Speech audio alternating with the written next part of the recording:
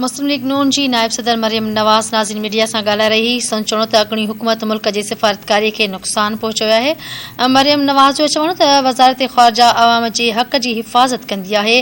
Case खे शुरू थिए 1.5 साल थी चुको आहे पर नेब को फ़ैसिलो न करे सघी आहे। नेब वटि सबूत हुजनि हा त 10 महीननि में फ़ैसिलो थी वञे हा। मुंहिंजे ख़िलाफ़ सबूत नाहिनि त पोइ केस खे ख़ारिज कयो वञे। अदलिया नेब जे मनमर्ज़ियुनि जो नोटिस वठे। मरियम नवाज़ जो चवणो हो त इमरान ख़ान 4 सेकंड में पंहिंजी कारकर्दगी ते नथो ॻाल्हाए सघे। इमरान ख़ान जे साथियुनि खे हाणे महांगाई नज़र आई आहे। मरियम नवाज़ जो चवणो हो त इमरान पंहिंजी नाअहलीअ जी ज़िम्मेवारी हाणे मौजूदा हुकूमत खे थो चवे।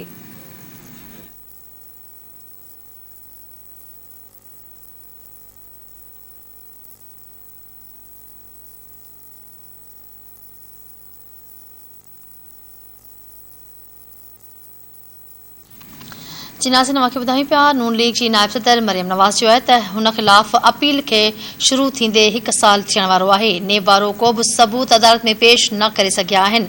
इस्लामाबाद में मीडिया सां ॻाल्हाईंदे मरियम नवाज़ चयो त नेब वटि सबूत हुजनि हा त 10 महीननि में फ़ैसिलो थी वञे हा। हुन चयो त जेकॾहिं नेब वटि सबूत नाहिनि त केस खे ख़तमु कयो वञे। मरियम नवाज़ चयो त नेब जी ज़्यादती जो नोटिस वरितो वञे। जेकॾहिं को ग़लति कमु कयो हुजे त खेसि सज़ा ॾिनी वञे।